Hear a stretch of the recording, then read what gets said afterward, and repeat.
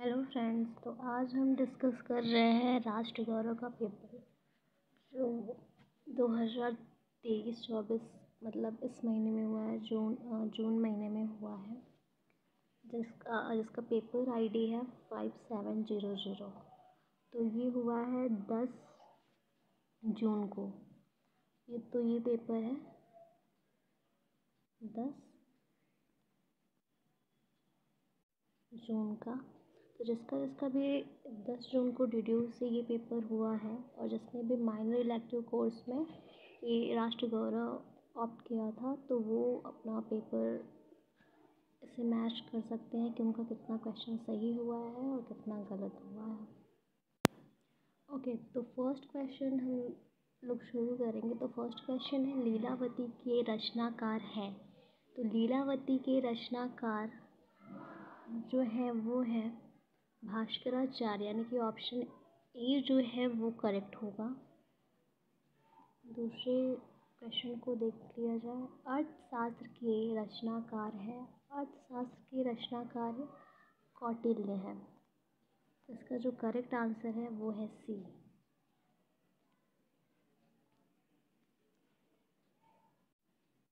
Next question है, श्रृंगार शतक के रचनाकार है। तो श्रृंगार शतक के जो रचनाकार हैं वो है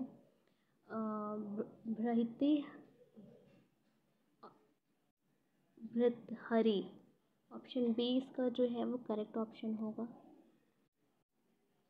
क्वेश्चन नंबर 4 जो है वो है, मनुस्मृति के रचनाकार हैं। तो मनुस्मृति के जो रचनाकार हैं वो मनु है। ऑप्शन ए इसका करेक्ट होगा। नेक्स्ट क्वेश्चन पे चलते हैं। स्मृतियाँ हैं। तो स्मृतियाँ वो है धर्मशास्त्र से रिलेटेड है। तो स्मृतियों को धर्मशास्त्र भी बोला जाता है। नेक्स्ट क्वेश्चन है, अष्टांग हृदय के रचनाकार हैं। तो अष्टांग हृदय के जो रचनाकार हैं वो है वाग्यभट्ट। वाग्यभट्ट इसके हैं, तो इसका करेक्ट आंसर होगा वो होगा बी। नेक्स्ट क्वेश्चन है, सम्रांगण सूत्रधार है। तो इसका करेक्ट ऑप्शन होगा वो है सी, उपयुक्त दोनों, यानी कि वास्तु शास्त्रीय ग्रंथ और धर्मशास्त्रीय ग्रंथ दोनों होगा। नेक्स्ट क्वेश्चन है, जय रूप है। तो जय रूप जो है वो रामायण का है। तो ऑप्शन बी इसका करेक्ट होगा। नेक्स्ट क्वेश्चन देख लेते हैं, नीति शतक के रचयिता है। तो नीति शतक के जो रचयिता है वो है शायर। तो इसका जो करेक्ट आंसर होगा वो बी होगा। क्वेश्चन नंबर 10 जो है वो है, भारतीय संस्कृति के। भारतीय संस्कृति है। भारतीय संस्कृति जो है वो है संवन्यमूलक। तो ऑप्शन ए इसका है जो वो करेक्ट होगा। धर्म की प्रतिमूर्ति है। इस क्वेश्चन का जो आंसर है, धर्म की प्रतिमूर्ति राम जी को बोला जाता है। तो जो ऑप्शन बी होगा वो करेक्ट होगा। क्वेश्चन नंबर 12, गोरक्ष शतक के लेखक हैं। तो गोरक्ष शतक के लेखक जो हैं वो हैं गोरखनाथ। तो इसका करेक्ट आंसर जो होगा वो ए होगा। नेक्स्ट क्वेश्चन यानी क्वेश्चन नंबर 13 जो है वो ये है, आर्यभट्ट थे। तो आर्यभट्ट एक गणितज्ञ थे। तो ऑप्शन बी इसका करेक्ट होगा। नेक्स्ट क्वेश्चन नंबर 14, तानसेन थे। तो तानसेन एक संगीतज्ञ थे। तो ऑप्शन ए इसका जो है वो करेक्ट होगा। क्वेश्चन नंबर 15 जो है वो है,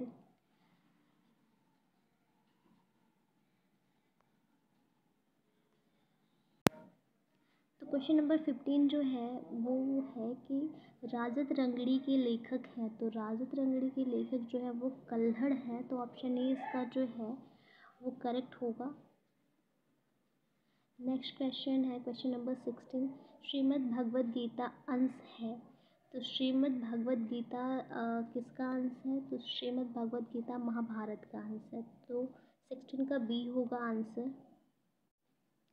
क्वेश्चन नंबर 17 जो है उपजीव काव्य है। तो उपजीव काव्य वैसे तो ये रामचरितमानस और रामायण है, तो दो ऑप्शन सेम हो जाए, तो इसका करेक्ट ऑप्शन जो होगा वो होगा डी, उपयुक्त सभी में। क्वेश्चन नंबर 18 जो है वो है पृथ्वी को कहा जाता है। तो पृथ्वी को अर्थवेदी भी कहा जाता है। ऑप्शन सी जो है वो करेक्ट होगा इसका।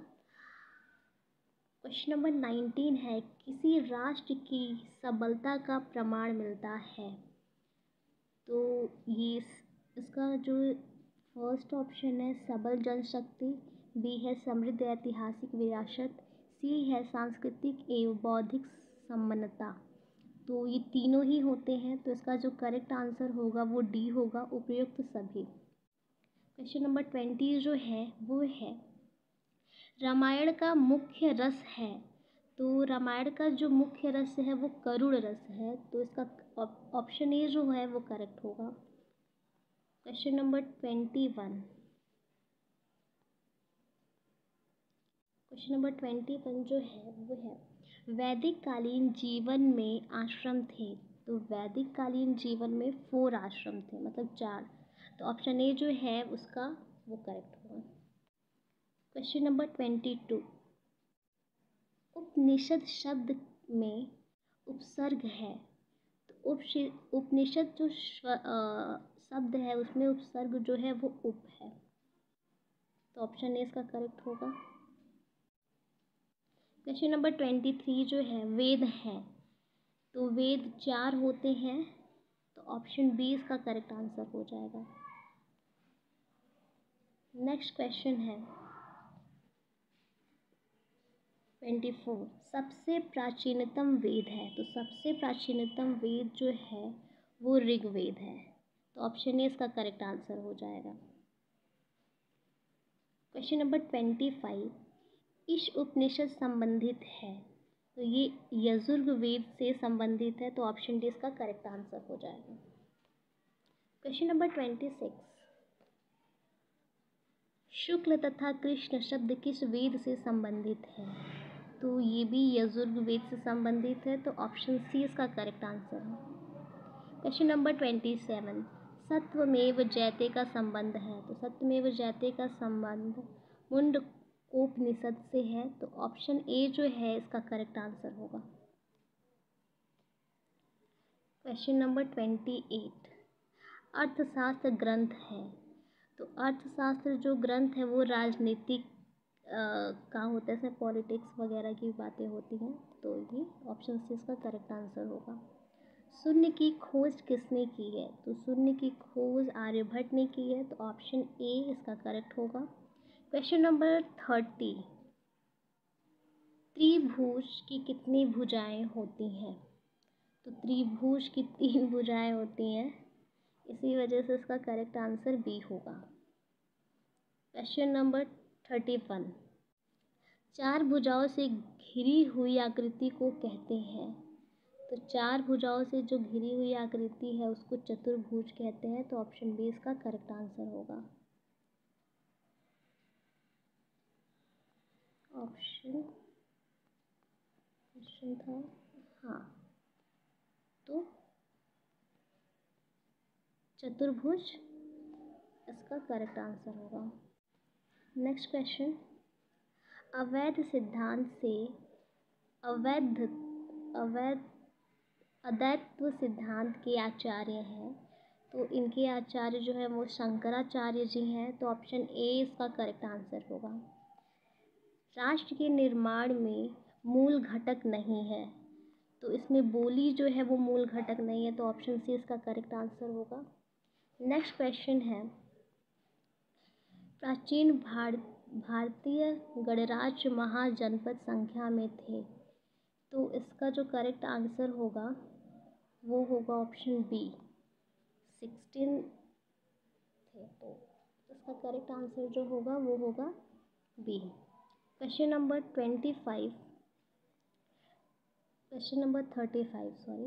35 का क्वेश्चन है रामायण में कुल कितने कांड और सर्ग हैं। तो रामायण में टोटल 7 कांड व 500 सर्ग है। तो इसका जो करेक्ट आंसर होगा वो ऑप्शन ए हो जाएगा। क्वेश्चन नंबर 36, रामानुज संस्थापक हैं। तो रामानुज जो संस्थापक हैं वो इन तीनों के हैं, तो इसका करेक्ट आंसर जो होगा वो ऑप्शन डी हो जाएगा। क्वेश्चन नंबर 27 है नंददास है।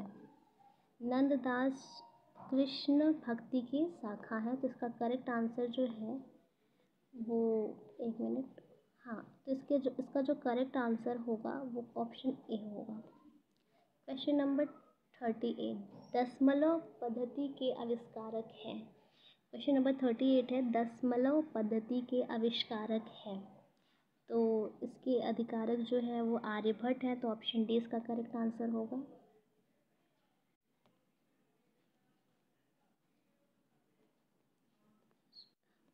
क्वेश्चन नंबर 39, एकात्म मानव वेद के प्रणेता हैं। तो इसका जो करेक्ट आंसर होगा वो होगा ऑप्शन ए, मतलब पंडित दीनदयाल उपाध्याय।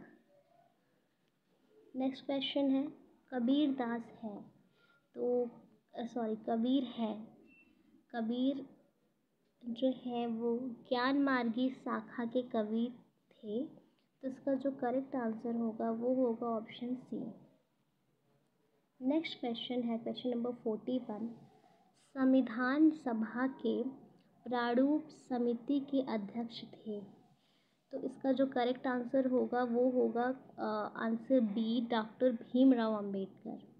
नेक्स्ट क्वेश्चन है सत्यार्थ प्रकाश रचना है। तो सत्यार्थ प्रकाश जो रचना है वो स्वामी दयानंद जी की है, तो इसका करेक्ट आंसर बी होगा। नेक्स्ट क्वेश्चन यानी कि क्वेश्चन नंबर 43 है अष्टांगिक मार्ग का संबंध है। तो इसका जो करेक्ट आंसर होगा answer number A, Gautam Buddha से। क्वेश्चन नंबर 44, कर्मयोग रचना है। तो कर्मयोग रचना है विवेकानंद जी की, तो इसका करेक्ट आंसर जो होगा वो बी, इसका करेक्ट आंसर होगा बी होगा। नेक्स्ट क्वेश्चन 45, आर्य समाज के संस्थापक हैं। तो आर्य समाज के जो संस्थापक हैं वो है स्वामी दयानंद सरस्वती। आर्य समाज के जो संस्थापक हैं वो स्वामी दयानंद सरस्वती जी हैं, तो ऑप्शन सी इसका करेक्ट आंसर होगा। क्वेश्चन नंबर 46 है प्रत्यय समूह पद्धत सिद्धांत है।